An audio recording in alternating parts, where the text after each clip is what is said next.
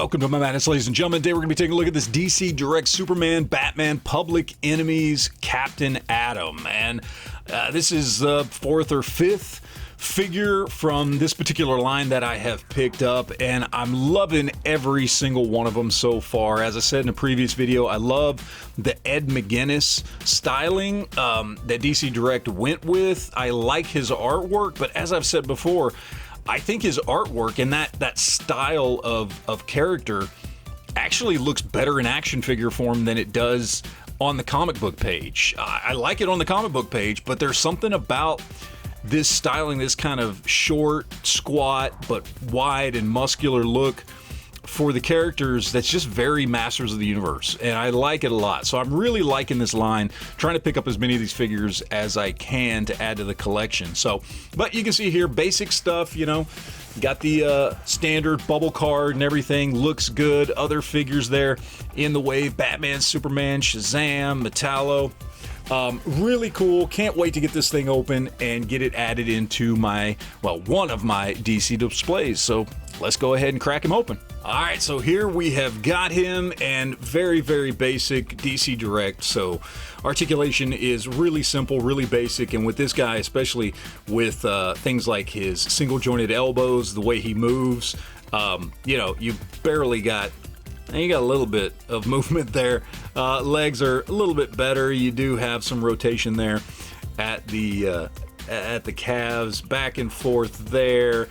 He's got rotation there at the glove. Head just spins. Really basic DC Direct stuff. Yeah, again, just like the rest of the line, I'm fully aware of it, but you know, nobody's buying DC Direct stuff for articulation. What you're buying it for is sculpt and paint, and this is a fully painted figure. The silver looks absolutely gorgeous. The logo on the chest looks great. Gloves look great. Boots look great. Face sculpt looks fantastic. That is just a fantastic representation of Captain Atom there. I like it a lot. He looks just exactly like what I would want Captain Atom to look like. And again, going back to the Ed McGuinness kind of style, it's very Motu-esque, which I like. I like it. Works really, really well for superhero characters. So looks really good.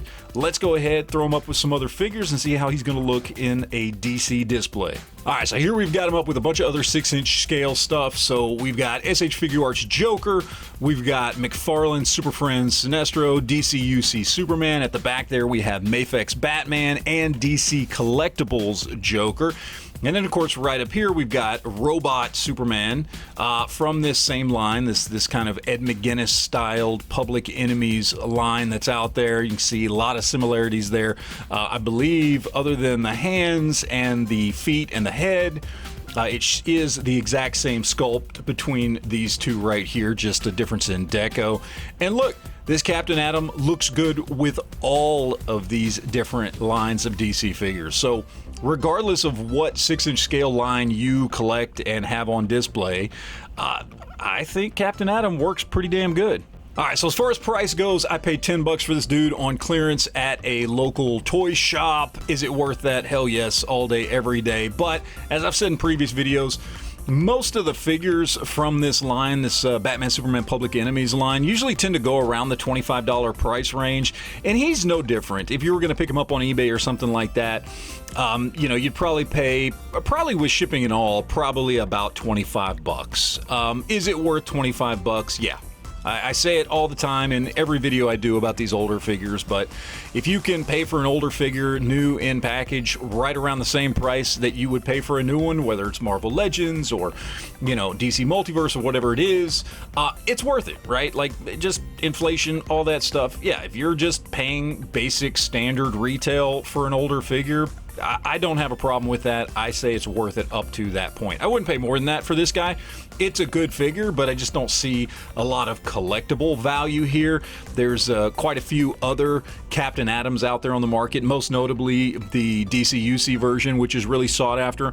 And depending on what you like and whether or not you like this kind of Motu-esque art style of Ed McGuinness, you may prefer that one. That one's probably the better way to go. And then also we got to talk about articulation. I mean, depending on what value you put on articulation, you may not think this thing is worth $25, but without a doubt, it's worth the $10 I paid. So, there's no issue there. And I care more about sculpt and deco than I do articulation. So for me, it's a win-win. But in the end, I like it. I think it's a good figure. It looks good with a lot of different DC lines out there. What more can you say other than that? So that is it, guys. I appreciate you watching. Let me know in the comment section down below what you think. And always remember to enjoy your collection.